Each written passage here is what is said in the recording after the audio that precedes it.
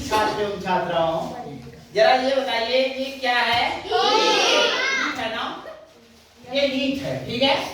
तो देखो इसे हम घनाभ भी कहते हैं। क्या कहते हैं? घनाभ क्यों कहते हैं? मैंने आपको बताया है कि घनाभ एक ऐसी आकृति होती है, मेरी बात को गौर से सुनना।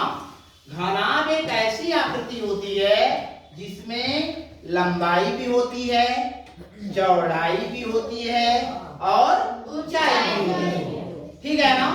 तो घनाभ एक ऐसी आकृति होती है जिसमें लंबाई, चौड़ाई और ऊंचाई तीनों होती है, ठीक है लाडला। तो इस तरह से घनाभ का उदाहरण है।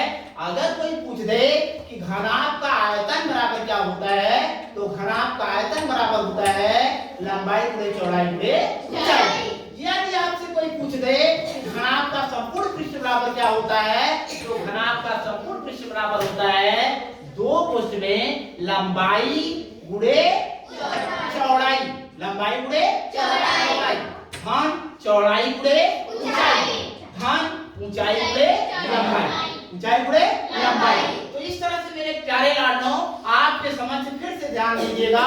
घनाभ एक ऐसी आकृति होती है जिसमें लंबाई भी होती है। देखो इस ईंट में लंबाई भी है, चौड़ाई भी है और ऊंचाई भी है, इसलिए इसका उदाहरण है घनाभ का। किसका उदाहरण है? घनाभ का। अगर आपसे कोई पूछ दे कि किसी भी घनाभ में कुल कितने कोरे होती हैं, 1 2 3 4 5 6 7 8, कितने लोग समझ में आया? अगर कोई पूछ दे लाडला कि किसी भी घनाभ में कुछ कितने फलक होते हैं, देखो 1 2 3 4 5 6, कितने लोगों को समझ में आया? बोलिए।